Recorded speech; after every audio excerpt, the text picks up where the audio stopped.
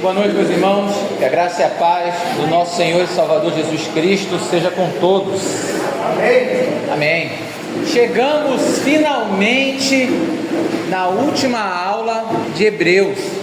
13 aulas na carta aos Hebreus. Alguns capítulos foram um capítulo por aula, alguns capítulos foram maiores, outros menores, mas entre mortos e feridos cá estamos. A hora da despedida. Chegamos ao último capítulo de Hebreus. E o capítulo 13, ele funciona quase como uma aterrissagem da carta. É quase realmente essa despedida.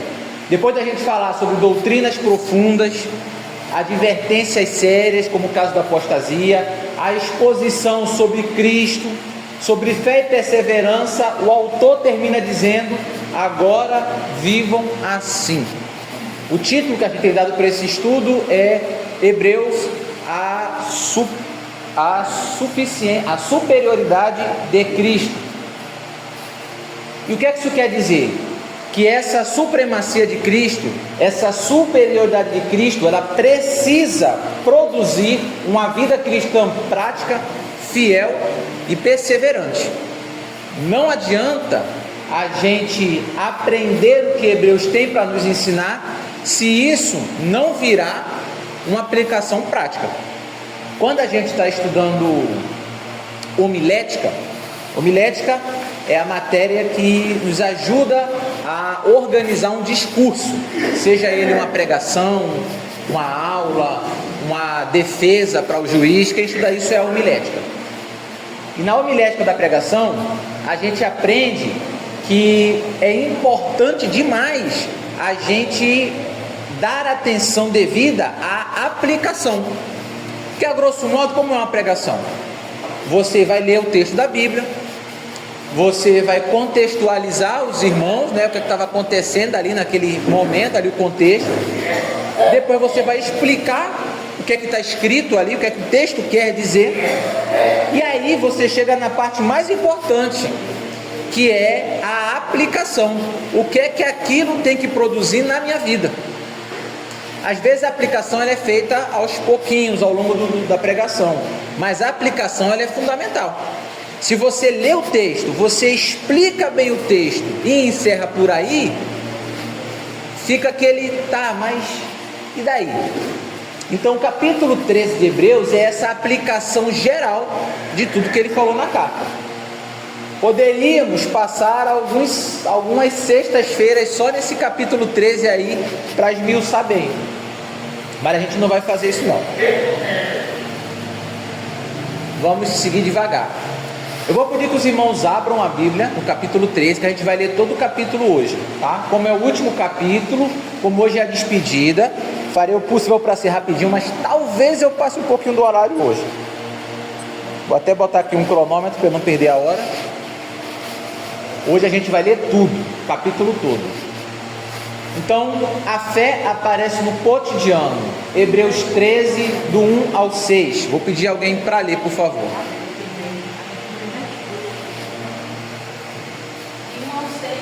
De 1 ao 6, isso. Seja incessante o amor fraternal. Não vos esqueçais de praticar a hospitalidade. Então vamos lá, calma lá, devagar. Seja incessante o amor fraternal. Então o amor entre irmãos não pode parar, tem que ser constante. Vai lá, irmão. Não vos esqueçais de praticar a hospitalidade. Certo. Pois agindo assim, mesmo sem perceber, alguns acolheram anjos. De quem ele está falando aí? Quem sabe?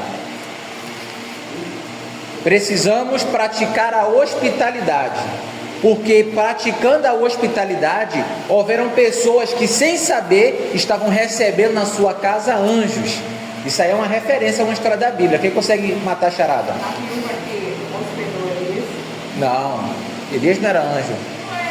Não é anjo de verdade? Anjo de verdade. Abraão, Aqueles pessoas que só dominou. Olha lá, sabia que essa queda tinha feito bem pro irmão. Bateu ali. Quem foi, pai? Quem foi que disse? Os anjos que aquele Sodoma e Gomorra, Ló recebe e Ló convida eles para casa. Ló recebe eles em casa como visitantes, porque era costume ser hospitaleiro, e Ló não sabia que estava recebendo anjos na sua casa. Ele recebeu sem saber. E aí é um detalhe importante, que naquela época não tinha tantos hotéis, tanto tipo de coisa assim. Então a hospedagem, você receber alguém em casa, era muito importante. Hoje, quando que a gente vê isso? No meio batista é comum, aqui é um pouco mais complicado isso, mas é comum quando a gente recebe missionário. Vamos receber um missionário da Junta de Missões Nacionais. O missionário ele vem de longe. Às vezes ele está em outro estado. A nossa igreja lá no Rio de Janeiro, a gente adotava um missionário, era a irmã Rosélia. Ela era daqui da Paraíba, de São José de Piranhas, lá na outra ponta da Paraíba. E ela viajou para lá, e lá ela não tinha casa para ficar. Então ela ficava na sede da junta. Quando ela ia pregar em alguma igreja, ela saía da sede da junta e viajava até a igreja. Era uma viagem comprida. Aí geralmente ela pregava numa igreja de manhã e em outra igreja nas proximidades da noite. Então uma família ficava responsável por acolher aquela pessoa na casa dela, para fazer essa hospedagem. Ela ia para a casa de alguém. Uma vez ela ficou até na casa de Monique. Aí ficou lá na casa de Monique, passou o final de semana lá. Aí no sábado ela foi, pregou na igreja, voltou para a casa dela, depois pregou em outra, depois domingo pregou em outra. Esse costume de receber os missionários, de missões nacionais, missões mundiais, ainda existe muito. Naquela época, não eram só missionários, você recebia realmente os pregadores do evangelho. Quando esse pessoal viajava para a cidade, não tinha onde ficar. Então, quem recebia era justamente a igreja. Por isso ele fala aí, olha, não esqueçam da hospitalidade. Sejam hospitaleiros. Que o amor fraternal continue sempre. Continue, irmã Fabiola, por gentileza. Lembrai-vos dos encarcerados, como se estivessem aprisionados com eles. Aí olha só, lembrai-vos dos encarcerados. Se lembrem de quem está preso, como se vocês estivessem presos com eles. Aí eu pergunto, mas não responda. Quando foi a última vez que você orou por quem está preso? É um assunto que muitas vezes a gente esquece. Nem sempre nós estamos orando pelo presídio. A gente quer mais é que aquele pessoal morra, aquele bando de bandido. Muitas vezes o sentimento no coração é esse. Aí, rapaz, um monte de gente aí sem vergonha, rapaz. Um monte de bandido que assalta o trabalhador, tem mais é que morrer. Não pode ser o pensamento do cristão. Eles têm muitos trabalhos de capelania prisional. Eu mesmo conheci um pregador do evangelho, um missionário fantástico, que ele se converteu dentro do presídio. Lá dentro, ele tinha uma ficha corrida, estava preso. Um dia aqueles gideões, que era aqueles Novos Testamentos azulzinho, entregaram para o guarda. O guarda entrou e saiu distribuindo para quem queria. Aí chegou na cela dele e disse, posso matar o tempo. E jogou um Novo Testamento desse na cela. Ninguém quis. Ele disse que não tinha o que fazer, pegou para ler aquele Novo Testamento. E lendo aquele Novo Testamento, ele se converteu, sem ninguém pregar para ele. E aí, para resumir a história, ele saiu dali, procurou uma igreja. E o rapaz hoje é casado, tem 2 filhos, trabalha com missões mundiais. Um homem assim, fantástico. O testemunho dele maravilhoso. As costas dele é cheio de buraco, de faca, de bala, um monte de coisa. O texto ainda manda a gente nos colocar no lugar dele, né? Devemos orar como se a gente estivesse preso. Mas esse é o segredo da oração. Nós precisamos orar realmente com o coração. Você já pensou o que é você estar preso? Sem poder sair, comendo ali o que te dão, uma comida sem qualidade. Você está num lugar onde ninguém ali gosta de você, os colegas de cela não gostam de você, os guardas não gostam de você. Tudo bem que a pessoa está lá pagando por um erro, mas essa pessoa precisa se encontrar com Cristo. E nós precisamos orar por essas pessoas. Então ele fala ali, orem pelos encarcerados, como se vocês estivessem presos com eles. Quem sabe a gente não organiza um dia para fazer um trabalho de capelania prisional? Visitar um presídio. Geralmente os homens vão no masculino, as mulheres no feminino, fazer um trabalho desse. É um trabalho que é interessante e precisa ser feito. É um lugar onde as pessoas precisam de Jesus e muitas vezes são muito mais receptivas do que o pessoal que está solto. A gente fica aqui andando na vizinhança e muitas vezes as pessoas não querem ouvir falar de Cristo, mas você entra numa cadeia e o pessoal quer. Então gente sedenta que às vezes é deixada de lado. Então amor fraternal, hospitalidade, cuidado com os necessitados. Continua, minha irmã. Todos aqueles que sofrem maus tratos, como se vós pessoalmente os encarcerados e todos os que sofrem maus tratos. Continua, pode continuar. E de honra seja o casamento em todas as testemunhas, bem como a pureza do leito conjugal, porquanto Deus julgará os imorais e adúlteros. Que o casamento seja algo honroso, que seja valorizado por vocês o casamento. E que o leito conjugal seja sem mácula, sem mancha. O que é essa mancha no leito conjugal? Ele fala depois sobre os imorais e os adúlteros. São pecados sexuais: adultério, prostituição, fornicação, né? Tanto sexo antes do casamento quanto o sexo fora do casamento. Então ele está falando que o casamento seja valorizado por vocês. O dia que a gente tiver a oportunidade de estudar Coríntios, a gente vai ver que a igreja lá estava desvalorizando o casamento. Que muitas pessoas que eram casadas estavam querendo se divorciar, achando que se divorciando teriam uma vida mais consagrada a Deus. Isso é um contexto de Coríntios. E aí, entendendo, você vai entender muitas falas que estão lá em Coríntios, até sobre a questão do véu. O dia que a gente estiver em Coríntios, os irmãos vão ver isso aqui, é bem interessante. Então, o casamento precisa ser algo valorizado. E o leito sem mácula. O que é o leito sem mácula? Sem pecado, sem adultério, casando os dois certinho, conforme a palavra do Senhor. Continua, irmão, por favor. Já acabou o 6? Sim. Seja a vossa vida desprovida de avareza. Alegrai-vos com o que possuem, porque ele mesmo declarou: por motivo algum te abandonarei, nunca jamais te desampararei. Não seja mão de vaca, agarrado ao dinheiro. Não seja avarento. Mais o que? Seja. Ele vai falar de contentamento, né? Alegrai-vos com o que possuis. Isso. Fique feliz com o que você tem. Não seja avaro. Seja liberal. E seja feliz com aquilo que Deus te deu. Se Deus te deu um carrão do ano, fique feliz com ele. Se Deus te deu um carro do ano 1980, seja feliz com o seu carro do ano. Ele é carro do ano, só que o ano passou.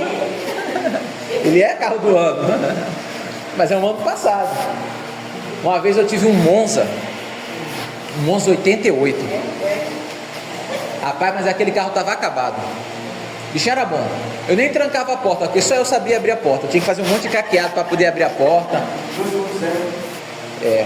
Para virar a chave tinha um monte de jeitinho. Aí eu fui buscar a Monique na igreja. Aí a pintura do carro estava acabada, a parte estava toda cheia de massa. Fui buscar lá na igreja, o carro batendo, estava chovendo, fui pegar lá na igreja, a gente não era casado não. Aí cheguei lá, o carro todo detonado, fazendo barulho, batendo. Eu disse: bora, filho, eu te levo para casa. Aí tinha uns jovens da igreja também que iam para casa e eles iam por uma rua cheia de lama. E distante, iam pegar a chuva e na lama. Aí eu fui e falei: pessoal, entra, que eu levo vocês. Eles olharam pro carro assim e disseram: não, a gente vai a pé mesmo. Aí eu comentei com o Monique, eu disse: ó, pra aí, Monique, o pessoal prefere ir a pé, na chuva e na lama, do que ir de carona num carro velho. Mas é bem empregado, vai a pé mesmo. Deixei eles ir a pé, quem quer ir a pé, vai a pé. Podiam ter sentado no carrinho? É velho, mas leva. Meu pai viajou, eu fui buscar ele no aeroporto. De onde eu morava para o aeroporto do Galeão, era mais ou menos uns 40, 50 quilômetros. Aí eu fui no carro dele. Não era esse que ele tem não, era um Fiesta Sedã. Peguei o carro, tô indo. Depois de andar um tempo, deu um problema na bomba de gasolina. O carro perdeu velocidade, morreu no meio da rua. Não conseguia fazer o carro pegar. Eu longe de casa, eu fiz uma oração: Senhor, me ajuda a chegar em casa. Envia Mecaniel, o anjo mecânico, para ele fazer um milagre aqui, Senhor. E aí eu bati a chave e o carro pegou. Só que super devagarzinho. Aí eu consegui voltar para casa bem devagarzinho. Na primeira, demorei um século e cheguei em casa. Mas meu pai estava chegando de viagem, eu tinha que buscar ele. Fiz o quê? Peguei o Monza, todo detonado. Eu disse: vamos embora, meu parceiro. O carro não podia passar de 80, que parecia que ele ia se desmontar. Mas fomos até o aeroporto, pegamos meu pai e trouxemos de volta. Ou seja, o que um HB20 faz, que um Fiesta Sedã faz, o Monza lá batido fazia também. Então precisamos de quê? Contentamento. Aprender a ser feliz com o que a gente tem. A Bíblia fala: se nós temos o que comer e nós temos o que vestir, estejamos contentes, satisfeitos. com isso. Ah, pastor, a gente não pode buscar melhoria? A gente pode buscar melhoria, mas a gente tem que aprender a ser feliz com o que Deus nos dá. Se eu puder buscar algo melhor, eu vou buscar algo melhor. Se eu conseguir, amém. Se eu não conseguir, amém também, porque eu já estou contente com aquilo que Deus me deu. E a falta de contentamento é um perigo, porque quem não está contente, a Bíblia fala em Provérbios que a sanguessuga tem 2 filhos, dá e me dá. Você sempre quer mais. Vovó dizia, a panela do ter nunca enche, você sempre quer mais. Você sempre quer mais, sempre quer mais. Você nunca está satisfeito. A grama do vizinho sempre é mais verde. Precisamos ter contentamento. O verso 5 fala, eu nunca te deixarei e eu jamais te abandonarei. A confiança em Deus, e esse início do capítulo 13 é um eco do capítulo anterior que falava sobre a fé, ela precisa moldar a vida diária. Os irmãos veem que foram vários conselhos que ele deu de vários assuntos de uma vez: amor fraternal, hospitalidade, cuidado com as necessidades, pureza no casamento, contentamento. A tua vida cristã precisa ter tudo isso. Se não tem, está faltando alguma coisa. Tem alguma coisa errada ali que você está dando brecha. Ah, pastor, eu tenho amor fraternal, eu tenho hospitalidade, mas eu não tenho cuidado com os necessitados. Eu quero, mas para mim bandido bom é bandido morto. Tá pegajoso, é teu cristianismo. Pastor, eu tenho amor fraternal, hospitalidade, cuidado com os necessitados, mas pureza no casamento, pastor, aí o senhor me pega, aí o senhor me quebra. Eu gosto de casamento, eu tenho 3 se deixar. Dá ruim. Pastor, eu sou uma pessoa que honra o meu casamento, eu tenho cuidado com os necessitados, sou hospitaleiro, amor fraternal, mas mão de vaca, nunca estou feliz, para mim nunca é o suficiente. Então são brechas que nós não podemos deixar na nossa vida cristã. Vamos seguindo, do verso 7 ao verso 9, permanecer firmes na verdade. Alguém para ler, por gentileza? Do 7 ao 9. Graças dos vossos pastores, que vos falaram a palavra de Deus, a fé dos quais imitai, atentando para a sua maneira de viver. Certo, pode continuar, pode seguir. Jesus Cristo é o mesmo ontem, hoje e eternamente. Não vos deixeis levar em redor por doutrinas várias e estranhas, porque bom é que o coração se fortifique com graça, e não com alimentos que eles nada aproveitaram aos que a eles se entregaram. Vamos lá, essa parte é importantíssima, tá? É importantíssima, para a gente não se perder, que às vezes a gente se perde. Ele fala, olha, Jesus Cristo é o mesmo ontem e eternamente, e ele convida a igreja para recordar os líderes fiéis. Lembrem-se dos seus pastores, homens que ensinaram a palavra, pessoas cuja vida confirmavam sua mensagem. Ele fala ali, atentando para a sua maneira de viver. Lembrem-se dos seus pastores, observando como eles vivem. Observe como seus pastores vivem, para vocês imitarem eles. E aí é o puxão de orelha para os pastores, né, pastor? Está todo mundo lhe olhando. Faça o senhor uma besteira, para o senhor ver se o chicote de Deus não desce com mais força. A cobrança para quem está na frente da liderança é essa, porque a Bíblia fala, olha, esse aqui é o líder, é o seu espelho, se espelhe nele. Então quando o líder cai, todo mundo vê aquilo ali, então há uma cobrança maior. Mas olha só, eu não sei lá no Rio, não sei como foi o processo de concílio do senhor, mas aqui na Paraíba, quando eu fui conciliado, primeiro faz um concílio com o casal. Sim. Entendeu? Me chamaram, e um casal lá da ordem, eles escolhem o casal, escolhem, e fazem uma pergunta, né? A amiga, fizer a pergunta da amiga em relação à questão de convivência e tal, isso junto, né? E aquela questão, não minta não, fala a verdade. Com preconceito. Não chamaram a Monique. A gente já tinha casado no civil, mas a gente não tinha casado no religioso ainda. Ou a gente não tinha casado no civil? Não me lembro, mas não chamaram ela. Eu não morava com ela, morava com a mãe dela ainda. não chamaram ela. Mas conversaram comigo, perguntaram muito dela e houve um documento que ela teve que assinar esse documento, dizendo que ela concordava com a minha ordenação. Ela teve que assinar o documento dizendo que ela concordava e a firma teve que ser reconhecida em cartório. Ela assina um documento dizendo que ela concorda. Pediram para reconhecer firme em cartório. Ela teve que assinar como reconhecida em cartório. Mas não chamou, irmã?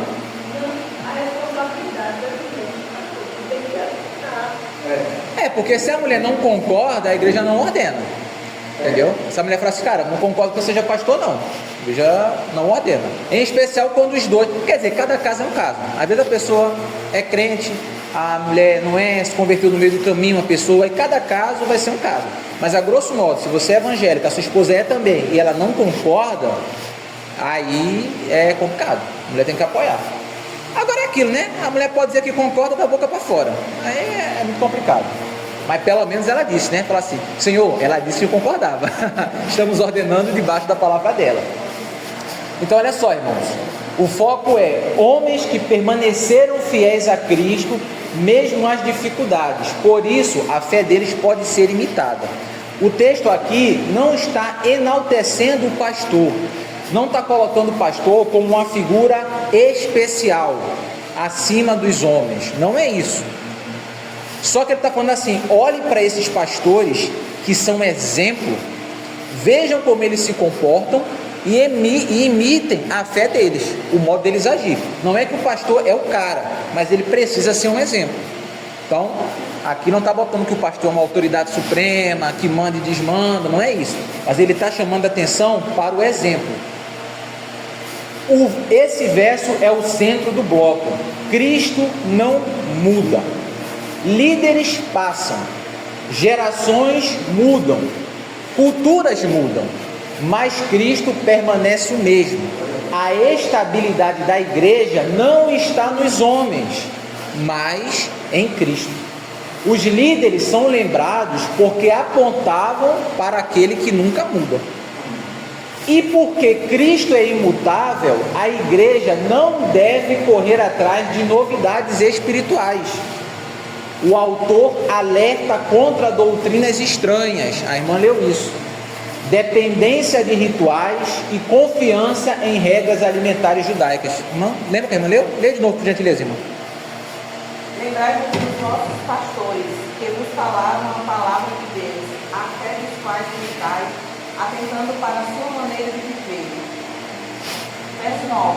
Não vos deixeis levar em redor por doutrinas várias e estranhas, porque bom é que o coração se fortifique com graça, e não com alimentos que de nada aproveitaram aos que a eles se entregaram. Então ele fala, olha, cuidado, Cristo, ele é o mesmo, Cristo não muda. Então a gente se baseia em Cristo. Ele, cuidado com falsas doutrinas, com esses rituais, pode comer isso, não pode comer aquilo. Não é assim que a gente se fortifica, não é pelo alimento, é pela fé. Fortifique o coração com graça. Uma lição vital para os nossos dias: nem todo ensino novo significa crescimento espiritual. Muitas novidades servem apenas como distrações para a alma. Tem muita igreja aí trazendo novidades.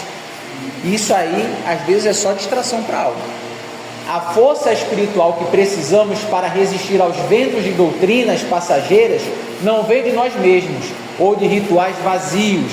Provém unicamente da graça de Deus manifesta em Cristo Jesus. O crente amadurece e se fortalece quando decide fincar as suas raízes nesta graça, vivendo uma fé firme, constante e focada na verdade que nunca muda. Então essa sessão ela está dizendo isso. Cristo nunca muda.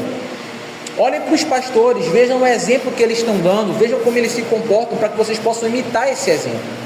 Cristo, ele é eterno, ele é o mesmo ontem, hoje e sempre. A igreja, a estabilidade da igreja não está nos pastores, ela está em Cristo. A nossa doutrina é a doutrina de Cristo. Como Cristo não muda, a gente não tem que ficar atrás de novidade. Temos que nos olhar para Cristo e para o que Cristo nos deixou. Então esse é o alerta dessa sessão daí. E aí chega o verso 10 ao verso 16, que ele vai falar sobre um novo tipo de sacrifício. Agora o povo de Deus oferece louvor, gratidão, boas obras, generosidade. Não é mais sacrifício de animais, mas é uma vida entregue a Deus. Alguém para ler, por gentileza, do verso 10 ao verso 16. Possuímos um altar do qual não tem direito de comer, feminista com tabernáculo. Pois aqueles animais cujo sangue é trazido para dentro do santo pelo sumo sacerdote, como abração do pecado, tem o corpo queimado fora do acampamento. Então olha só um detalhe. Os animais eram trazidos para ser queimados, para ser entregue como oferta, e depois que a oferta era feita, eles tiravam a carcaça do animal e ela era queimada fora do acampamento, fora do arraial de Israel. O que sobrava era queimado fora. Guardem isso. Continua, pastor, por favor.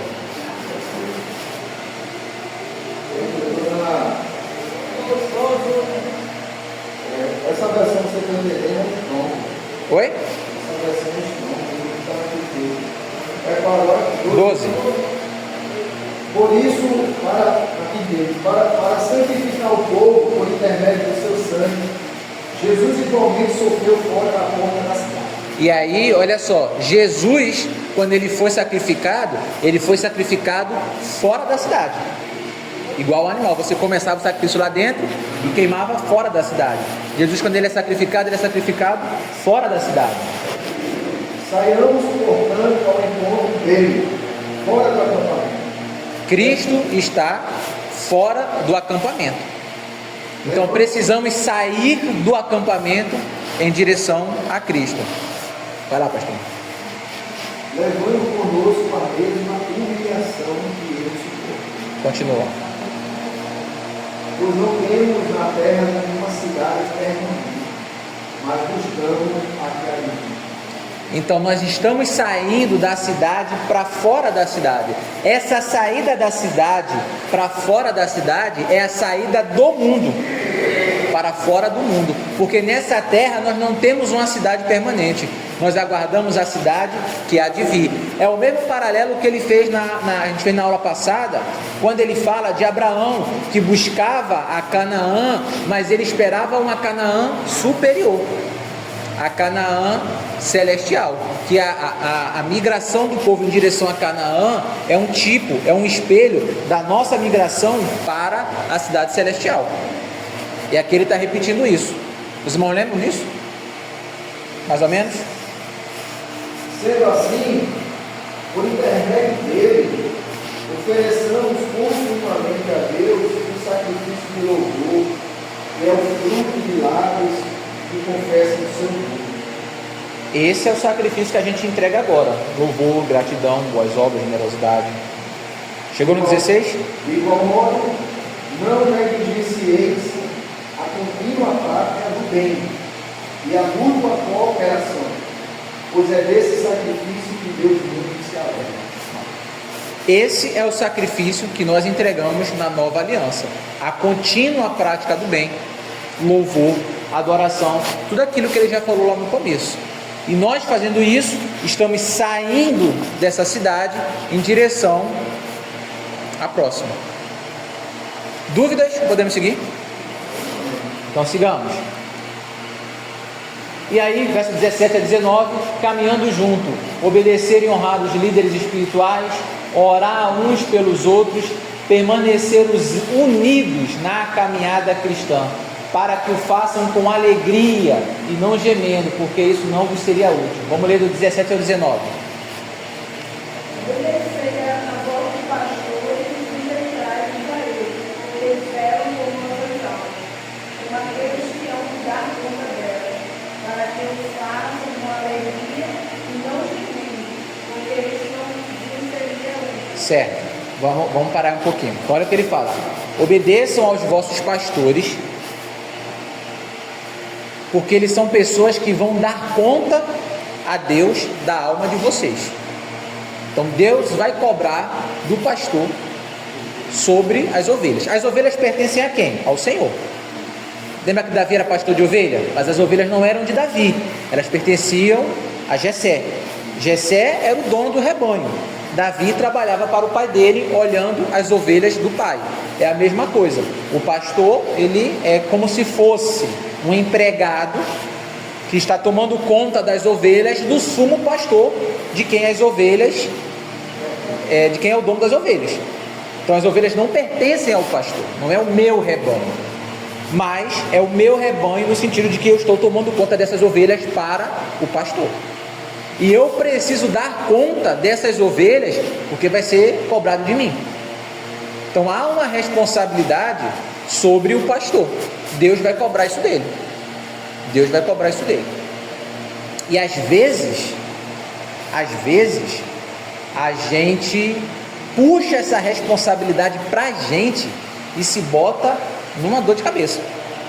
Vou contar 2 exemplos que eu já vi acontecendo na igreja.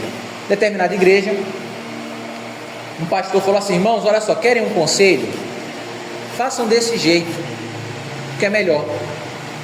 Deu uma dica e explicou na Bíblia por que era melhor tomar aquela decisão. E os irmãos disseram assim: pastor, a gente não vai fazer isso, a gente vai fazer do jeito que a gente quer, porque o Senhor tem Espírito Santo, mas nós também temos. Eu disse: rapaz, acaba me falar essa frase. Isso aí é bíblico. Foi a mesma coisa que Miriam falou para Moisés um pouquinho antes de pegar a lepra. Ela disse: tu tem Espírito Santo, Moisés, eu também tenho. Deus toma a lepra em Miriam. Foi a mesma frase que o abençoado falou. Eu disse: ih, rapaz, isso aí, o último que mandou uma frase dessa ficou leproso. Deu certo? Não deu certo. Não deu certo.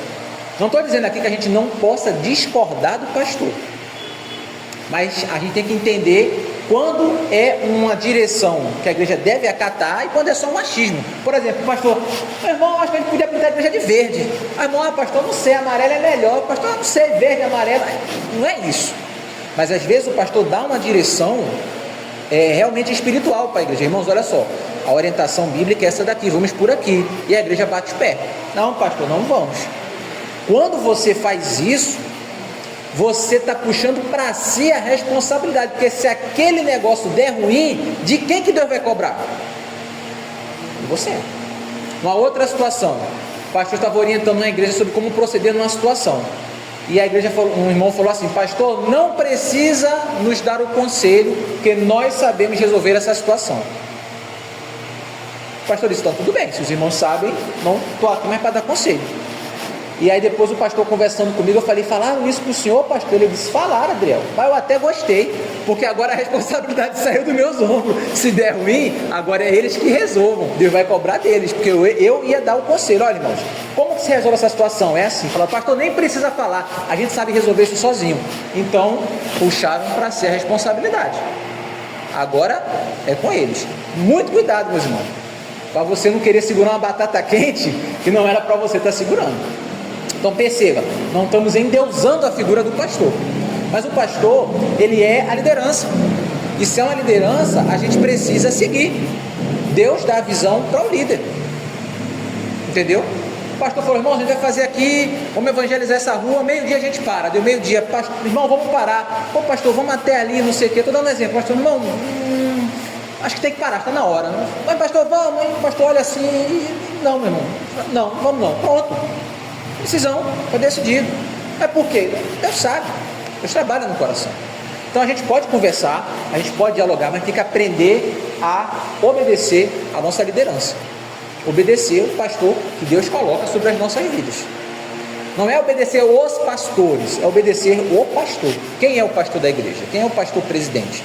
Não é que qualquer pastor, em qualquer momento, qualquer palavra que ele der precisa ser seguida, não é isso. Mas existe uma liderança e a gente precisa obedecer. E essa liderança, ela tem uma responsabilidade muito grande, ela precisa estar de olho aberto e vigiando, porque Deus vai cobrar dela. Então há uma responsabilidade. Às vezes eu brinco, eu vejo muita gente querendo ser pastor, e eu falo assim: rapaz, não sei, não quero julgar, mas às vezes eu acho que as pessoas não sabem o que é ser pastor, porque se soubesse não ia estar querendo. Porque a grosso modo é só abacaxi, é só pepino, não tem retorno. Não tem retorno. Só pipi, só abacaxi, só coisa para você descascar, não tem retorno. O retorno é o seguinte: estou fazendo a vontade de Deus, amém, mas tem retorno financeiro. Se você está ali pelo retorno financeiro, você já está todo errado. Então, se você está ali pelo dinheiro, irmão, vai fazer uma faculdade que paga melhor, que isso não é vida não. E aí, olha o que ele fala: para que os pastores façam isso com alegria e não gemendo. Tem igreja que faz o pastor não trabalhar com alegria, faz o pastor trabalhar gemendo. E ele fala: isso não vos seria útil. O que é que a igreja ganha quando a igreja faz o pastor sofrer e o pastor tem que pastorear aquela igreja debaixo de suor, de sacrifício e de sofrimento, que as ovelhas ficam tudo dando marrada? A igreja não ganha nada com isso. Então ele está falando: obedeçam os vossos pastores, porque eles vão dar conta de vocês diante de Deus, para que eles pastoreiem vocês com alegria e não gemendo, porque vocês não vão ganhar nada com isso. Nem vocês ganham, nem os pastores ganham.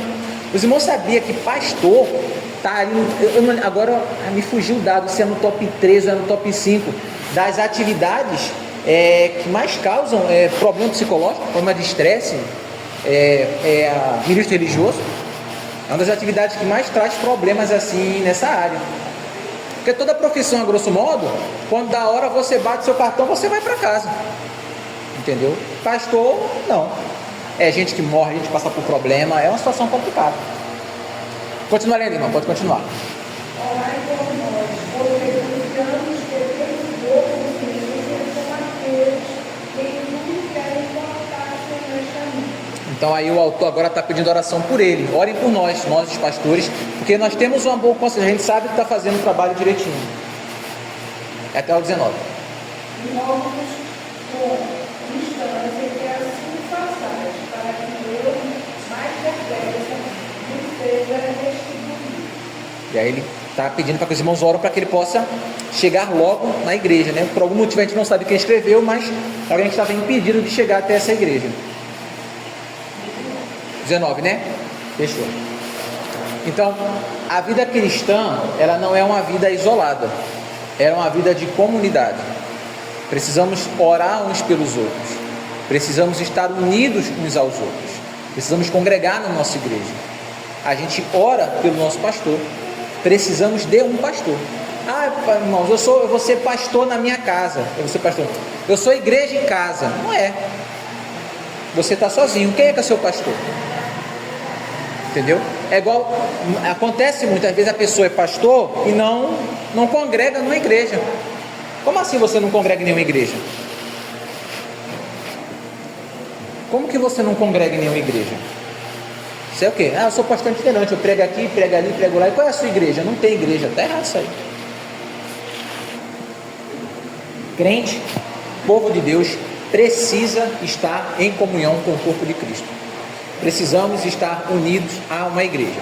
Claro que às vezes você viaja a trabalho, existem as exceções, mas majoritariamente precisamos estar em uma igreja. Sim. Sobre esse fato que o pastor vai dar conta das ovelhas. Certo. Isso enquanto ele for o pastor, no sentido de pronto, o pastor é meu pastor no momento. Certo. Não sei até quando você vai ser eternamente. Mas durante esse período em que ele é o meu pastor, ele está dando conta da minha vida dele. Mas só que eu já tenho milhares de pastores anteriores. É o seguinte, não é que o pastor responda pela irmã diante de Deus, não é nessa situação de intermédio. É mais ou menos o seguinte: é como se no fim dos tempos Deus chamasse assim: vem cá, pastor, te botei para cuidar das minhas ovelhas. Durante essa época aqui, você estava cuidando de fulaninha. Você cuidou de fulaninha? Você orou por fulaninha? Você abençoou fulaninha? Você pregou fulaninha? Olha só, por que você não resolveu essa situação? É nesse sentido, entendeu? Enquanto o pastor Anderson for o pastor da irmã, ele tem a responsabilidade diante de Deus de zelar pela vida da irmã, de orar pela irmã, de aconselhar a irmã, de tentar levar a irmã para mais próximo de Deus. Claro que ele pode falar: pastor, tentei, mas aquela dali tu sabe, né? Ali é bicho do mato, aquela ovelha ali, tentei, fiz a minha parte. Mas vai chegar um dia que o pastor sai daqui e vai pastorear em outro canto. E agora ele vai ter novas responsabilidades, novas ovelhas. E Deus vai cobrar o pastor dentro daquilo que Deus entrega para cada um. Não entendeu? Não é que eternamente, pastor Anderson eternamente vai ser o pastor da igreja, você que a irmã fique eternamente debaixo do ministério dele. Quem já foi o seu pastor no passado? A irmã foi pastoreada por um pastor por tanto tempo. Naquele período ali, o que é que o pastor fez pela irmã? É o que Deus vai cobrar. Vai cobrar daquele pastor, não vai cobrar do pastor Anderson. O que é que aconteceu com a irmã quando ele não era seu pastor? Agora, meu pastor é pastor fulano. Pastor fulano, você orou por ela? Você ensinou? Você tentou? Você fez a sua parte? Se você fez, beleza. Se você não fez, ó, você está devendo. Você deveria ter feito. Todos eles. Todos eles. Porque tem pastor que vai ser cobrado. Todos eles, todos eles. Agora é a Bíblia que está dizendo, não é a Adriana. Tem um versículo que a irmã vai adorar. Eu acho que é Romanos 12, 19. Abre aí. Romanos 12, 19. Eu acho que é esse versículo. A gente grava alguns versículos, né? Vê se é esse. Romanos 12, 19. Amados, jamais procurai vingar-vos a vós mesmos, mas entregai ainda a Deus, pois está escrito. Agora. Eu retribuirei, declaro. Minha é a vingança e eu retribuirei. Eu gosto desse versículo.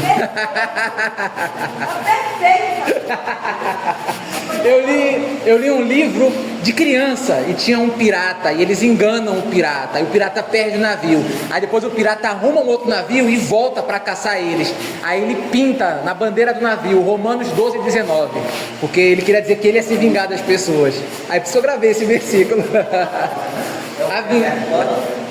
Não era Peter Pan, não. Mas é muito sério isso. É seríssimo, irmão, é muito sério, é muito sério. É muito sério. É muito sério, é muito sério. E a Bíblia fala, o escândalo, e a gente já estudou que escândalo não é, estou assustado, é tropeçar na fé. O escândalo, ele vai vir, mas ai daquele por quem vem o escândalo. Era melhor que tivesse amarrado uma pedra no pescoço e jogado o caboclo dentro d'água.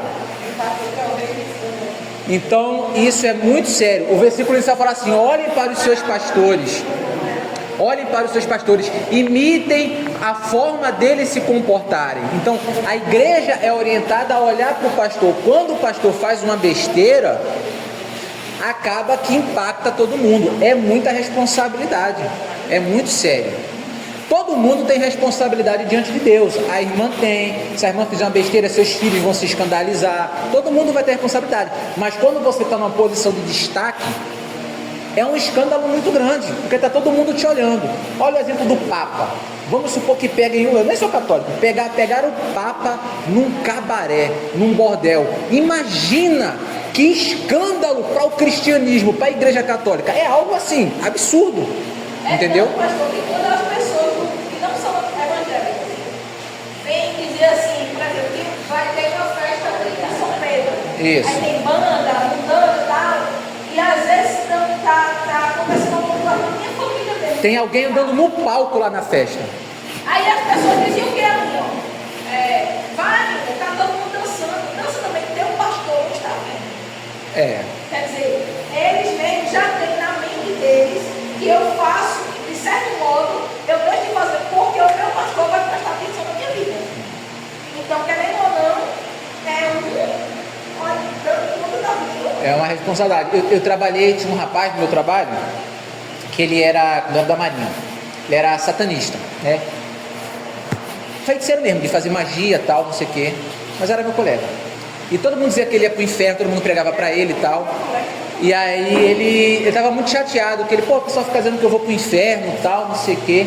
Aí ele começou, mas olha o fulano fala isso pra mim, mas fulano trai a noiva dele.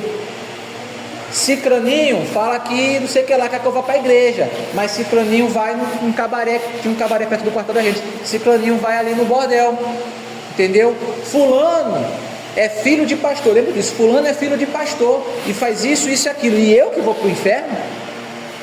De fato, ele iria se cortasse naquela vida, mas a argumentação dele é uma argumentação muito boa. Como você quer apontar o meu erro se você faz coisas piores do que eu?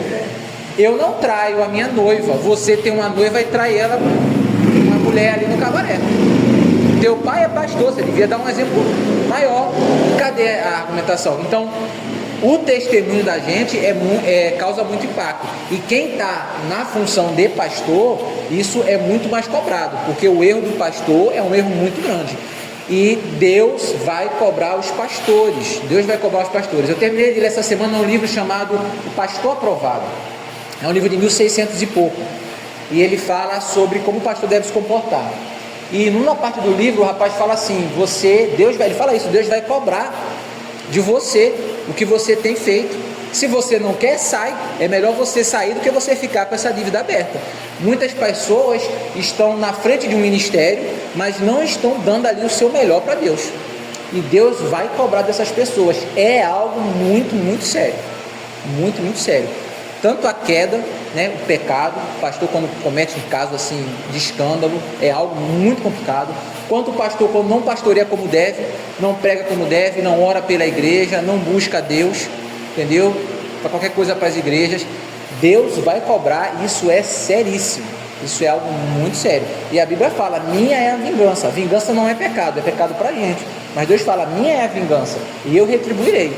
Não deixe lugares à ira, não deixe a ira entrar no seu coração. Tu não deve se irar. Entregue na mão de Deus. Deixa com o Senhor. Deixa que Deus fale assim: olha só, eu não quero me estressar, está na tua mão. O que tu vai fazer ou não vai fazer. Mas também não é: Senhor, está nas tuas mãos. Agora, Senhor, está nas tuas mãos, Pai. Esmaga, Senhor. Cair não é, né? Aí virou. Não é isso. Aí você não está deixando na mão de Deus. Fala: Senhor, ó, não quero nem saber, está nas tuas mãos, o que tu fizer está feito. Se tu também achar que não deve fazer nada, é contigo. Isso é entregar para Deus, está lá, ó, não tem nada a ver com isso. Entregar nas mãos de Deus. Mas é algo muito sério. E eu espero que todos os pastores tenham isso em mente, que é sério. É sério para a gente que não é pastor, mas para a gente como pastor também é muito sério. Então, Deus vai cobrar. E eu espero que quem esteja com débitos diante de Deus se arrependa, peça perdão a Deus, tente consertar a situação, né? Se você, a Bíblia fala que quanto a isso não há acepção de pessoas. O mal que a gente pratica, eu acho que isso é Colossenses 3, 26, eu acho, não sei. O mal que a gente pratica, isso volta contra a gente, quanto a isso não há acepção de pessoas. Então, se você fez mal a alguém, Deus vai cobrar aquilo de você. Se você se arrepender, a gente viu isso muito em Reis. Se você se arrepender, se humilhar e pedir perdão, Deus vai cobrar? Deus ainda vai cobrar. Mas a cobrança, ela vem mais suave. Então, se um pastor, por exemplo, que foi seu pastor no passado, fez um monte de coisa errada, se esse cara se arrepender, se ele se humilhar e se ele correr atrás para tentar consertar, Deus vai cobrar dele? Vai. A situação dele está ruim? Tá. Mas vai ser melhor do que se o cara continuar marchando no caminho. E se esse cara não for convertido, que tem muita gente que não é convertida, é pior ainda, meu irmão, porque aí o chicote vai ser muito maior. Então, fica um conselho para os irmãos: fez alguma coisa errada com alguém? Vai lá, pede perdão, conserta, para que quando Deus venha cobrar de você, venha mais suave, venha só aquela marolinha, entendeu? Venha um negócio suave, porque eu não quero ficar devendo para Deus. Deva para todo mundo, mas dura coisa é cair na mão do Senhor. Então, não queira não. E aí, depois de falar de tanto chicote, o Deus de paz nos aperfeiçoa. Hebreus 13, do 20 ao 21. Deus sustenta o seu povo. Cristo é o grande pastor das ovelhas e a graça acompanha a igreja. Alguém para ler, por gentileza, para a gente encerrar? Ora, o Deus da paz, que mediante o sangue da aliança eterna, trouxe de volta dentre os mortos nosso Senhor Jesus, o grande pastor das ovelhas. O grande pastor quem é? Ele mesmo vos aperfeiçoe em todo o bem, a fim de que possais realizar a vontade dele e opere em vós tudo quanto lhe é agradável, por intermédio de Jesus Cristo, a quem seja a glória para todos sempre. Amém. Que esse Deus que ressuscitou Jesus Cristo, o dono das ovelhas, que ele opere em você através de Jesus Cristo. E assim, irmãos, a gente encerra Hebreus. Vamos agora para um mega resumo de todos os capítulos e dos principais pontos que a gente viu. Antes disso, alguém tem alguma dúvida? Se tiver, a hora é agora. Não? Então vamos lá. Mega resumo de Hebreus. Capítulo 1. Oi? Não? Os anjos do Senhor falando aí. Joelzinho nem veio para brincar com ele hoje. Joelzinho sabe mais brincar com ele. Vamos lá. Capítulo 1. Mega resumo. Capítulo 1. Cristo é superior aos anjos. Capítulo 2, Cristo ele é superior por se tornar homem para salvar. Então o fato de Jesus se colocar nessa missão faz ele ser superior. Capítulo 3, ele é superior a Moisés. Capítulo 4, ele veio trazer o verdadeiro descanso. Entrar em Canaã não foi um descanso, porque sempre teve guerra, não era o descanso final. O descanso final vem em Jesus. 5, 6 e 7, ele é superior como sacerdote. Ele é um sacerdote da ordem de Melquisedeque. Ele não é um sacerdote da lei, da tribo de Levi. Ele é da tribo de Judá, um sacerdote segundo a ordem de Melquisedeque. 8, 9 e 10, ele é mediador de uma nova aliança, uma aliança que é superior à antiga. A gente lê isso em Jeremias 31. Vivemos então em uma nova aliança, não na aliança antiga. 11 e 12 é uma exortação à fé e à perseverança, e o 13 é um capítulo de aplicações práticas. Então esse é um mega resumo. Agora, 13 doutrinas, 13 lições, 13 coisas que a gente precisa gravar e ir embora de Hebreus com isso na cabeça. Então, se você não aprendeu nada de Hebreus, aprenda essas 13 coisas. Grave essas 13 coisas. Primeiro, revelação. Deus, que falou fragmentadamente pelos profetas no passado, revelou-se plenamente e de forma definitiva através de seu Filho Jesus Cristo. A gente viu isso logo no comecinho de Hebreus, logo capítulo 1, verso 1. Deus no passado falou de forma fragmentada pelos profetas, era algo incompleto. Ele fala de forma plena e definitiva através de Cristo Jesus, o Filho. Certo? Próximo. Cristologia. Jesus Cristo é o resplendor da glória de Deus e a expressão exata do seu ser, sendo o Criador e sustentador de todas as coisas. Então, quem criou o mundo? Jesus. Foi Deus, foi o Pai que criou, mas Ele criou através de Jesus. A grosso modo, é como se Ele fosse o dono da obra e Jesus fosse o pedreiro. Bem a grosso modo. Cristo, Ele é o resplendor da glória de Deus. Ele é a expressão exata da imagem do Pai. Quem vê a Cristo, vê ao Pai. Eu e o Pai somos um. Cristo não é o Pai, tá? No princípio era o Verbo, e o Verbo estava com Deus, e o Verbo era Deus, mas Deus não era o Verbo. Portanto, isso está gravado. Cristo não é o Pai, e o Pai não é Cristo, mas Cristo e o Pai são um. Cristo é a expressa imagem do Pai. Trindade é isso aí, é meio complicado, mas é isso aí, tá? Isso tudo Hebreus fala. Supremacia de Cristo. Jesus é superior a todos os mediadores da antiga aliança, incluindo profetas, anjos, Moisés e o sumo sacerdote Arão.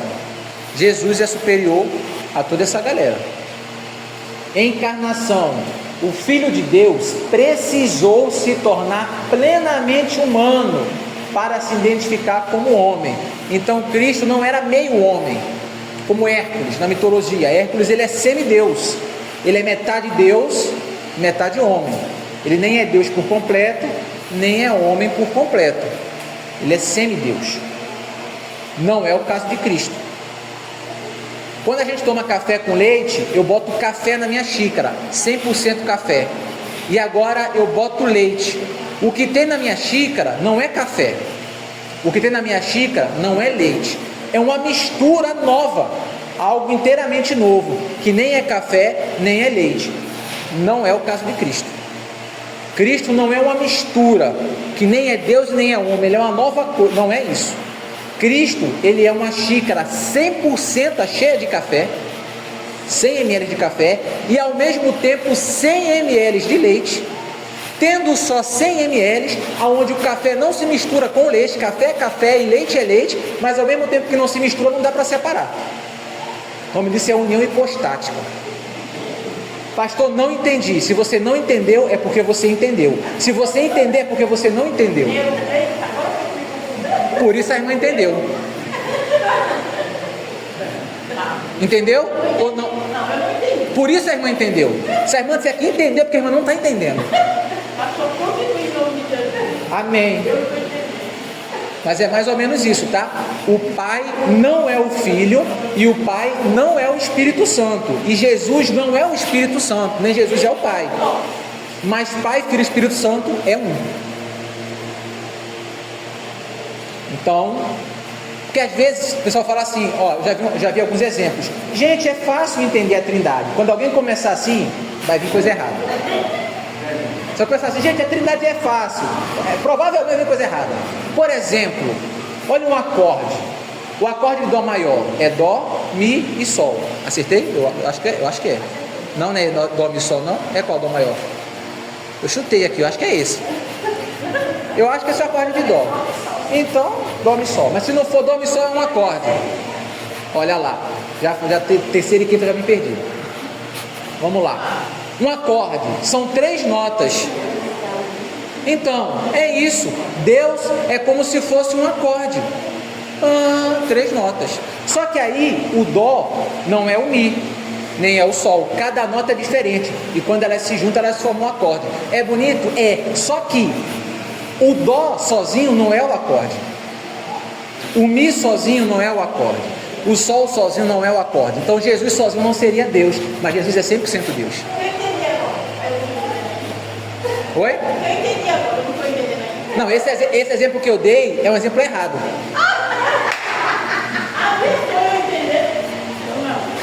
Esse é um exemplo errado, porque quando você faz um acorde, você aperta 3 teclas e faz um som. As 3 teclas juntas formam um som. Só que as teclas separadas não formam um som. Por isso não dá para dizer que é, porque Jesus, ele sozinho é 100% Deus. E no acorde, uma tecla sozinha não é o acorde, tem que juntar as 3. Não é que, tipo, sabe o Capitão Planeta? Água, fogo, pela união dos seus poderes, eu sou o Capitão Planeta. Só quando junta, vira o Capitão Planeta. Não é assim. Então não tem que juntar Pai, Filho e Espírito Santo para ter Deus. Cada um individualmente é Deus 100%. Então a ideia do acorde não é legal. Outro exemplo. É tipo ovo, casca, gema e clara. Mas a casca não é o ovo total. A gema não é o ovo total. Então, são algumas ilustrações que a gente tem, mas que não são perfeitas. Outra, você é pai. Você não é pai? Eu sou pai, eu tenho um filho. Mas eu também sou filho do meu pai. Eu sou pai, mas eu também sou filho. E eu também sou irmão. Então eu sou pai, eu sou filho, eu sou irmão, sendo uma pessoa só. Também não é uma explicação boa.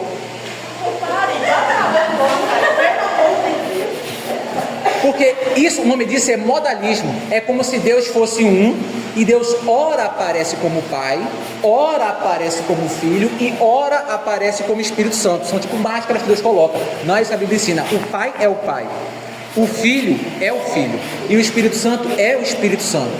Individuais, mas ao mesmo tempo um. Então, esses exemplos são legais, mas não são 100%. Quando alguém fala assim, Trindade é fácil, provavelmente daí para frente é complicado. Entendeu? Então, Jesus é o mais difícil de entender. Não entendeu nada, né? Eu só entendi essa parte. Quando alguém diz, é isso, eu digo nada. Mas tá bom. Então, Jesus, ele é 100% homem, ele é completamente homem, não é 90%, ele é 100% homem, como eu, como você, mas ao mesmo tempo, ele é completamente Deus na sua totalidade, não falta nada, ele é Deus 100% Deus, e 100% homem. Como? Não sei, mas é assim que funciona. tá? A natureza humana e a divina não se misturam e também não se separam. Quem quiser saber mais, o nome disso é união hipostática. Pode pesquisar que vocês não vão entender, mas é isso aí, tá? É isso aí, é difícil, mas é isso aí. Mas também como é que a gente vai explicar Deus, né? Como é que a gente vai explicar Deus, um ser que eu não consigo explicar um girindozinho, não sei como é que funciona, eu vou saber explicar Deus. Mas a gente, é mais ou menos isso daí. Então olha só, o Filho precisou tornar plenamente a forma humana para se identificar como homem, para ser tentado como nós e oferecer a si mesmo como sacrifício. Então Jesus precisava nascer como homem, precisava ser tentado, ele foi tentado e foi oferecido como sacrifício. Ele precisava ser homem para fazer isso, por isso ele nasce como homem. E hoje ele continua como homem e também contra Deus. Sacerdócio de Cristo. Diferentemente dos sacerdotes levíticos, Jesus é o sumo sacerdote para sempre, segundo a ordem de Melquisedeque, baseado no poder de uma vida indestrutível. Então, quem é o sacerdote? Cristo. O pastor não é sacerdote. O sacerdote é Cristo. Pastor não é sacerdote. O sacerdote é Cristo. Agora a Bíblia fala que todos nós somos sacerdotes. Então eu sou sacerdote. Você é sacerdote. Todos somos sacerdotes de Cristo. Não é só o pastor. Diferente de outras igrejas. Da igreja católica, o padre é sacerdote. O padre faz intermédio entre você e Deus. O entendimento bíblico não é esse. Todos somos sacerdotes de Deus Altíssimo.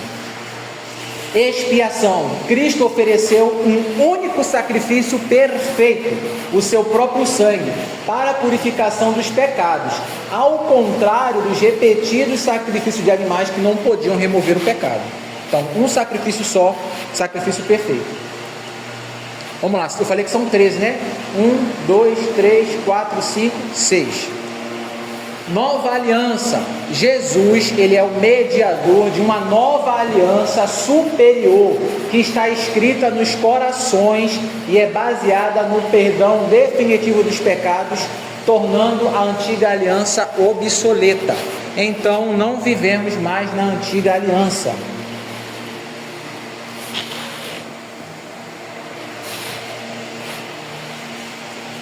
Não vivemos mais na antiga aliança, vivemos numa nova aliança. O Antigo Testamento, a antiga aliança, o antigo acordo, a primeira parte da Bíblia, não tem valor prescritivo para a gente. Tem valor de exemplo, tem valor para saber como Deus trabalha, tem inúmeras aplicações para a nossa vida, tem um valor inestimável o Antigo Testamento. Crente tem que ler o Antigo Testamento, sim, a gente lê e aprende muito de Deus ali, mas não tem valor dogmático. Não é dali que a gente tira as regras para a nossa vida. Essas regras, elas estão no Novo Testamento. O Novo Testamento é que explica. Então a gente não pode usar, tal coisa é pecado, porque em Levítico está escrito isso. Não é assim. O que é que o Novo Testamento fala sobre isso? Tá? Então, o crente fala que o Antigo Testamento não tem valor. Está errado. Não é que o Antigo Testamento tem valor. Tem valor sim. É extremamente importante, mas não tem valor prescritivo, não tem valor de norma. Pastor, se o Antigo Testamento é importante, por que muita gente imprime o Novo Testamento? Os gideões só imprimem o Novo Testamento. Por quê? Irmãos, isso aí é uma questão de custo. O preço para você imprimir o velho e o novo é muito grande. O novo, ele é quase 3 vezes, o novo é 1/3 do velho. Se você ler a Bíblia em 1 ano, você lê o Novo Testamento em 3 meses. O resto é só ler o Velho Testamento. Então, com o valor de fazer uma Bíblia completinha, você faz vários Novos Testamentos. E o que é preciso? Onde é que a pessoa vai encontrar salvação? Ela lendo o velho ou ela lendo o novo? Ela vai encontrar salvação no novo. Então, se a pessoa puder ler a Bíblia toda, show. Ela vai começar a ler. Depois do finalzinho, ela vai se converter. Ela começa a ler em janeiro, no último trimestre do ano ela se converte. Se ela começar pelo novo, ela se converte logo. Então, quando um missionário vai traduzir a Bíblia para outro povo, ele começa no Novo Testamento. Fala que é muito mais fácil. Parece que a tradução do Novo Testamento, quando o João Ferreira de Almeida foi fazer, eu não me lembro agora o número, mas parece que levou coisa de 3 meses para ele fazer. 3, 4, 6 meses, foi uma parada assim. O Velho Testamento foi quase uma década. Hebraico é mais complicado, é mais difícil de fazer. Então, assim, muitas vezes a gente vê essa ênfase no Novo Testamento por uma questão de estratégia de recursos. Vamos traduzir para a língua que não existe. Você começa no Novo Testamento, faz logo o Evangelho de João, Lucas, o povo já vai indo se convertendo. E quando você fizer o novo, você faz o velho, mas já mostra Jesus para eles. Mas o Antigo Testamento, ele é tão valioso quanto o Novo Testamento, tá? Nenhum é mais importante do que o outro. Agora, em termos de prescrição para as nossas vidas, vivemos na Nova Aliança, não no Antigo Testamento. Por isso, irmão, não pode fazer isso não porque é pecado. Ó, aqui em Levíticos, você já bota o pezinho atrás, tá? Porque a gente vive pela Nova Aliança. E isso foi tudo explicado lá na aula 7. A gente comentou isso na aula do Hebreus 7 e Hebreus 8. Quem perdeu está lá no YouTube, a gente mandou o linkzinho lá. Salvação pela fé. É impossível agradar a Deus sem fé, sendo pela fé que os heróis do passado, Abraão, Moisés, obedeceram a Deus e receberam o testemunho divino. A salvação é pela fé, não é por obras. Perseverança dos santos. A verdadeira fé se manifesta na perseverança até o fim. E os fortes avisos contra a apostasia em Hebreus 6, funcionam como meios de Deus para preservar o seu povo. Qual é a prova, pastor? Qual é a prova que fulano é salvo? A prova que a pessoa é salvo são os frutos que ele vai dar até a hora da morte. Pessoal, é uma vida. Pelos frutos a gente conhece a árvore. Quem permanecer até o final, aqui, ó, esse aqui era de Deus mesmo. Quem pular fora do caminho, João fala, nunca foi dos nossos. Então a gente não tem como saber. Eu não tenho como olhar para o mundo e falar assim, esse vai para o céu. Às vezes eu tenho até um palpite. Eu olho assim e falo, rapaz, esse cara aqui é crente de verdade. E aí a gente acaba se decepcionando. Sábado como descanso em Cristo. Importante demais isso daí. O sábado da criação, Gênesis 2, e o descanso de Canaã sobre Josué eram sombras, eram tipos imperfeitos, ou seja, eram coisas que apontavam para o verdadeiro e definitivo descanso sabático, que o crente entra pela fé na obra consumada e redentora de Jesus Cristo. O sábado não é um símbolo do domingo. Não é. O domingo não é o novo sábado. O povo de Deus, o povo crente, o povo batista, não guarda o domingo. A gente não guarda dia nenhum. O que é o sábado? O sábado, o descanso de Deus, era um símbolo que apontava para o descanso que haveria. Canaã, a gente viu isso em Hebreus, também era um símbolo que apontava para o descanso que viria. E que descanso é esse? É o descanso que Cristo nos dá, nos libertando dos pecados. Então, irmão, quer viver o sábado de verdade? Descanse em Cristo. Confie em Cristo. O sábado é o descanso em Cristo, tá? Então nós nos reunimos domingo por quê? Porque Cristo ressuscitou no domingo e a igreja primitiva começou a se reunir no domingo porque é o dia que Cristo é ressuscitado.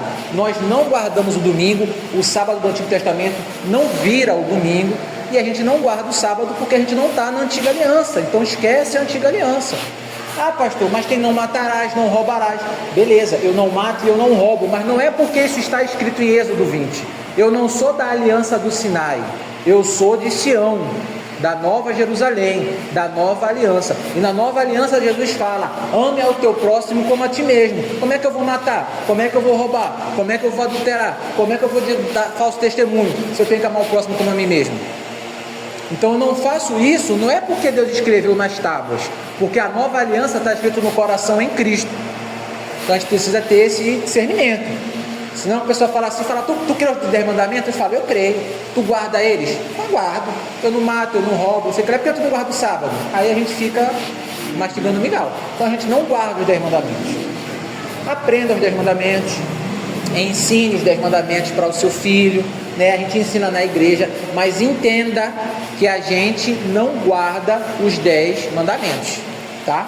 Os 10 mandamentos fazem parte de uma lei que, como a gente falou, uma antiga aliança que se tornou obsoleta. Vamos acabando. Isso aqui é revisão, tá, gente? Isso aqui tudo foi falado já. Isso é só Recapitulando coisas que a gente falou e que os irmãos precisam sair de Hebreus com isso em mente. Se os irmãos não quiserem gravar nada, pega esses 2 slides, imprima e leia todo dia até o irmão gravar, porque isso aqui é importante de Hebreus. Tá?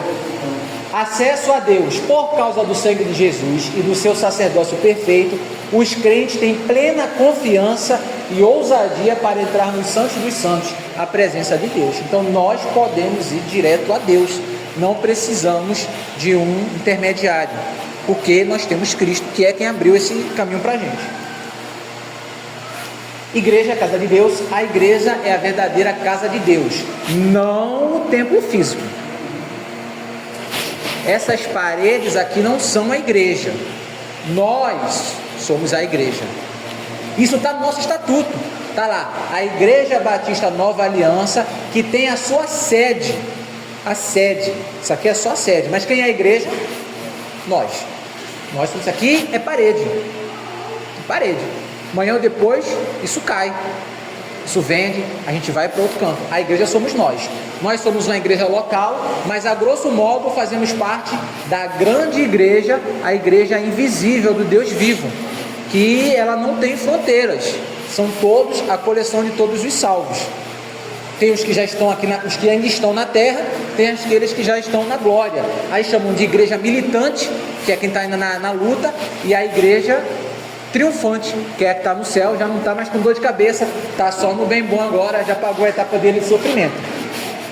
Diferente do entendimento católico apostólico romano. Se você conversar com um católico e ele falar assim, não, a igreja, quando um crente falar a igreja, rapaz, a igreja é muito importante, precisamos estar ligados à igreja, ele está se referindo a essa igreja invisível. No entendimento católico, a igreja católica é essa igreja, não há igreja invisível, há a igreja católica. Então você tem que estar ligado à igreja católica. Se você não tiver a igreja católica, você não há salvação para você. Então é a igreja católica. Por isso, quando o padre aplicava a excomunhão, ele estava te expulsando da igreja. Logo, você estava sendo desligado do corpo de Cristo e estava indo para o inferno. Daí o medo de ser excomungado, porque ser expulso aqui do céu é desligado na terra, desligado no céu. É assim que eles entendem.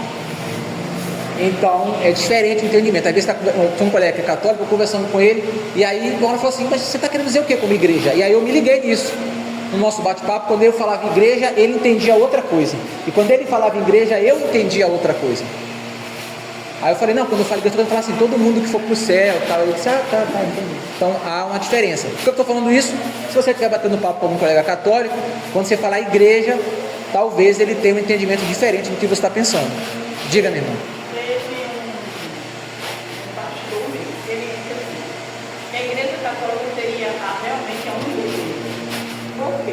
Porque eles brigam, é uma guerra. E um pastor briga com o outro, ele sai e abre uma outra igreja.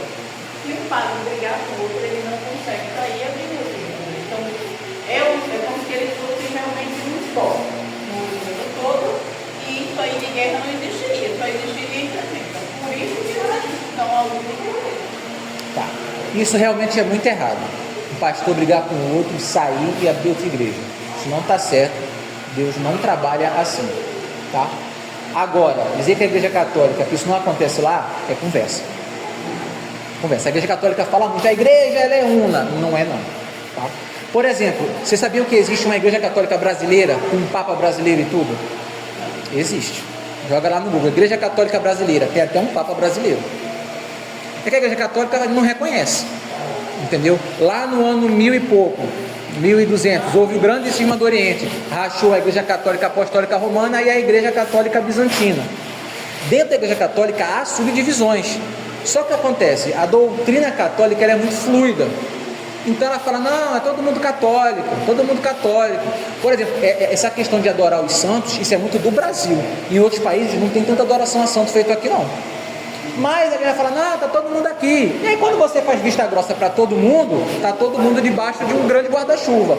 Mas essa ideia de que a igreja católica ela é una, que ela não se divide, isso não é verdade. A prova disso é quando o Papa recentemente falou que Maria não podia se usar o termo de única de medianeira de todas as graças. Um monte de gente se levantou para falar contra o Papa, um monte de católico. Então esse discurso, não, a Igreja Católica ela é uma, todo mundo é católico, todo mundo concorda, ela não tem divisões, não é bem por aí, tá? Aí o pessoal fala assim, existem mais de não sei quantas mil, mais de 50 mil denominações evangélicas. Essa informação, ela está errada. Ela veio de um trabalho feito por um rapaz, e ele era sociólogo. Então, por exemplo, cada país que ele entrava, ele contava com uma igreja diferente. Então, se tem uma igreja evangélica no Brasil, é uma. Se tem na Colômbia, já são duas diferentes, porque a cultura daqui não é a cultura de lá. E aí ele foi indo e abriu um bocado. Existem realmente várias denominações evangélicas? Existem. Mas, a grosso modo, eles têm 20 grandes divisões dentro da igreja evangélica. O resto é tudo a mesma coisa. Muda o nome. Agora a Igreja Batista. Tem a Igreja Batista da Convenção Batista Brasileira, da Convenção Batista Nacional, a Igreja Batista Regular, Igreja Batista Independente. Tem várias, mas quando você olha, é praticamente a mesma doutrina. Muda às vezes ali um detalhezinho ali, entendeu? Então, essa conversa de que a Igreja Católica ela é assim, ela é una, essa ideia que a Igreja Católica começou como Pedro e que só Lutero que levantou, isso aí é conversa, entendeu? Você tem lá no século II pessoas que se levantaram contra a Igreja Católica. Pedro Valdo foi um desses, os valdenses tem até hoje. Teve um tal de Aero, posso mandar esse material até no grupo da igreja se não quiserem, que se levantou contra a Igreja Católica, que só, cara, isso está errado, não é assim. Sempre se levantaram pessoas que não concordavam com muitos ensinamentos. Só que quando você vai contar a história, você conta como se Jesus tivesse fundado a Igreja Católica, Pedro tivesse assumido o manto, foi passando de um para outro, e lá em 1500 Lutero se levantou e se rebelou e foi embora. Não é assim, tá? Sempre tiveram várias pessoas que se levantaram, posicionaram contra, não era uma hegemonia, tá? Sempre teve gente que entende como a gente entende hoje. Esse rapaz mesmo, Aero, a gente tem acesso à confissão de fé dele, é muito parecida com o entendimento batista hoje em dia. E essa ideia que a Igreja Católica ela é una, que está tudo bonitinho, isso aí não procede não. Isso aí é conversa deles. Para dizer que é tudo, que é todo mundo amiguinho, não é bem assim não. Quando você começa a ver as doutrinas, você vê que até o que o Papa fala, se você for estudar ali as encíclicas, as bulas papais, volta e meia, eles mesmos se contradizem ali. Então não é essa unidade não. Então a igreja é a verdadeira casa de Cristo, não o templo físico. Ela é constituída pelos crentes que guardam firme a confiança e a esperança. Crente aqui não é evangélico, crente aqui é aquele que crê, tá? E a disciplina divina, os sofrimentos e as correções na vida do crente não são rejeição, mas são disciplina amorosa de Deus para que seus filhos participem da sua santidade. Amém? Encerramos assim Hebreus. Esses são os pontos que eu considero ser os mais importantes de Hebreus. Tenham isso em mente, porque vai ser muito importante. Esse aqui, a gente citou alguns livros, né, ao longo das aulas. Está aqui a referência do livro que a gente citou. Está aqui uma foto dos livros que a gente comentou. A gente usou alguns desses aqui. Aquele Carta de Hebreus ali azul é muito bom. Esse, o tá aqui da Hernandes Dias Lopes também é muito bom, mas tem algumas diferenças doutrinárias. Isso. Esse daqui do Benjamin, só que esse aqui é meio voado, e esse aqui do meio, pregando a Cristo a partir do Antigo Testamento, é o que é o mais pé no chão. Então tem aqui a referência, se alguém quiser. Esses livros, tá tudo aí no máximo R$50, se alguém quiser comprar algum. E aí, o papiro. E aí, a gente inicia semana que vem um novo estudo, que é Apocalipse. E eu trouxe essa imagem bonitinha aí de um pergaminho de Apocalipse, tá? Com texto ali em grego. Para a semana que vem, nós vamos ter um dever de casa. Mas esse dever de casa vai ser um dever de casa diferente, tá? Não trazendo nada não. Vai ser um dever de casa diferente. Prestem atenção no dever de casa da semana que vem, hein? Olha só. O dever de casa da semana que vem é ler o capítulo 11 de Isaías. É curtinho. Você vai ler o capítulo 11 Depois que você lê, tem esse questionário aí com 7 perguntas. Essas perguntas são sobre o capítulo 11 de Isaías. Qual o objetivo desse questionário? Não é ter resposta certa ou ter resposta errada. O objetivo desse questionário é fazer você refletir sobre alguns assuntos que às vezes a gente não reflete. A gente vai só vivendo e não para pensar. Então a gente primeiro, para entender Apocalipse, precisa estar com a cabeça do judeu. Então a gente vai ler Apocalipse, vai ler Isaías 11, e depois de ler, vocês vão ler essas 7 perguntas aí e vão responder essas perguntas. Vou botar as perguntinhas no grupo. Não são perguntas difíceis, tá? Pastor, posso pesquisar no Google a resposta? Não tem graça. A graça é você ler e ficar pensando. Esse é o objetivo, é trazer essa reflexão. Foi o que a gente comentou na pregação de ontem. É a gente tirar esse tempo para a gente meditar. Porque o irmão precisa, essas perguntas, eu espero que essas perguntas façam nascer dúvidas no coração dos irmãos. Quer que eu responda agora? Não. Não, o objetivo das perguntas é gerar dúvida. Mas o senhor vai dar as respostas. A gente vai estudar o Apocalipse inteiro sobre isso. Entendeu? O objetivo, os irmãos vão ver que algumas dessas perguntas, dependendo da linha de teologia do Apocalipse, tem respostas diferentes. Mas o objetivo aqui, eu não quero que os irmãos acertem. Eu quero que nasça a dúvida, falar assim, caracas, eu nunca parei para pensar nisso. Agora eu quero saber. Esse é o objetivo. Porque a pessoa fica assim, pastor, eu quero saber o que, é que vai acontecer, pastor. Isso aqui não é tarô, entendeu? Não é isso, não é assim que funciona. Então, leiam o capítulo 11.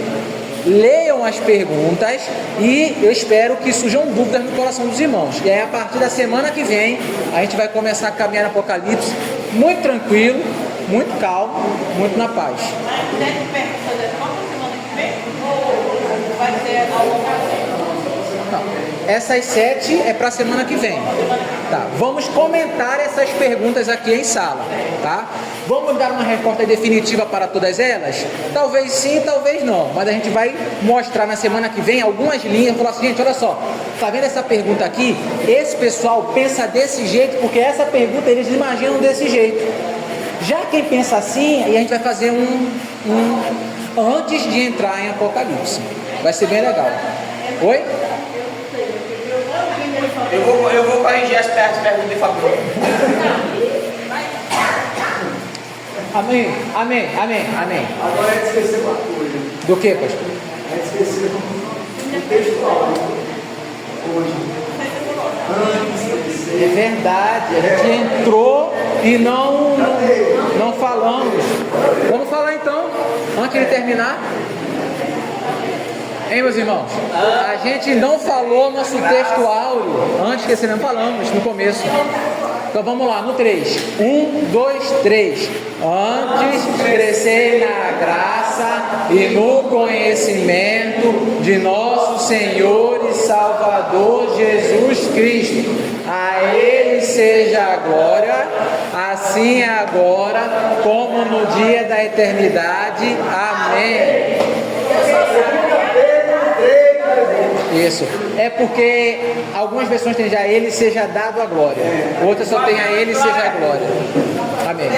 Pastor, ora pra gente encerrar, pastor, em nome de Jesus.